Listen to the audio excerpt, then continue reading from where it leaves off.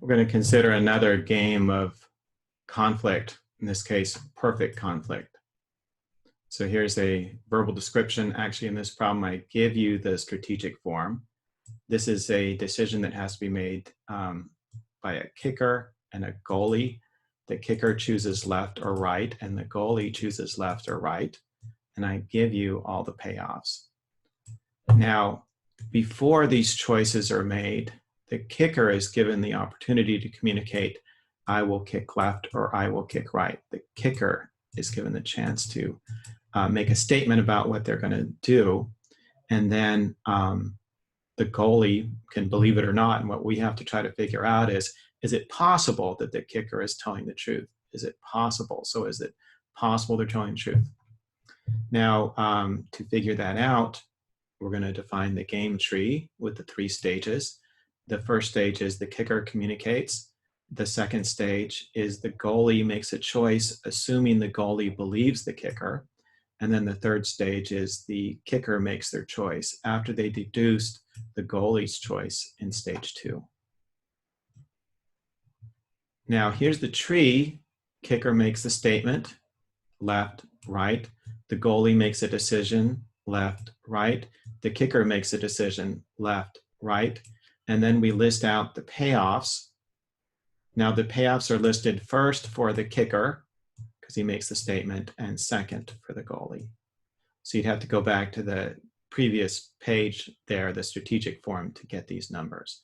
And these payoffs depend only on the choices that were made. They don't depend on the statement that was made. Now, to solve this, as we solve all of these cheap talk games, is you assume that the statement is the truth, and then the goalie assumes that and then figures out, well, let's see, the truth, if it's the truth, then the kicker is saying, I will choose left. You assume he's telling the truth. And if he says, I will go right, you put in red the choices that he says he's going to make, and you assume he's telling the truth. For the time being, the goalie then, after making that assumption, figures, let's see, if I go left, following the red, I get the second number. I'm going to get this 0.9.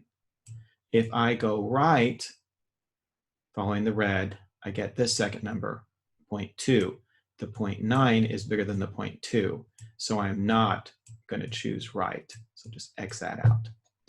Now, in this case, the goalie just is figuring, if I go left, I'm going to follow this red, I'm going to get a 0.6.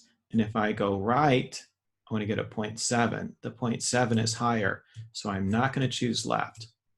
So that is the solution for stage 2. Now for stage 3, what does the kicker actually do? Well, he figures, let's see, I get the first number. If I say left, I'll get a 0.1. If I say right, I'll get a 0.4. The 0.4 is bigger, so I do not do this. The kicker does not think this is ever going to come up, and he doesn't think that's going to come up. About this decision, the kicker is choosing between a 0.8 and a 0.3. He'd rather have the 0.8. He's not going to make this choice of the 0.3. Now, what does the kicker actually say they're going to do? Well, they figure if they say they're going to kick left, and if they're believed, then the goalie is going to make this choice. And I've already computed for myself my response to that. I would end up with a 0.4. Now, if I say I'm going to kick right, and if I'm believed, the goalie will choose right, and I've already computed that I should go left, and I'll get this 0.6. So since this 0.6 is greater than that 0.4, I'm going to say, I will kick right, I will not kick left. So he says he's going to kick right, but then what he actually ends up doing is kicking left. So he was telling a lie, and he should have been ignored. When I said by the goalie, when I said that the goalie assumes that the kicker was telling the truth when we did stage 2, that was just a temporary assumption. He was testing to see whether I actually can believe him by assuming that I do believe him. the other person is going to take advantage of that, and that's why I cannot believe him. That's the end of the problem on an exam, full credit, good job. Now, this is a general point. If you are in conflict with someone, perfect conflict or major conflict, that person is your opponent, and you should not believe anything they say. Because anything they say, they would have a reason to lie to you. And if someone has a reason to lie to you, then don't believe them.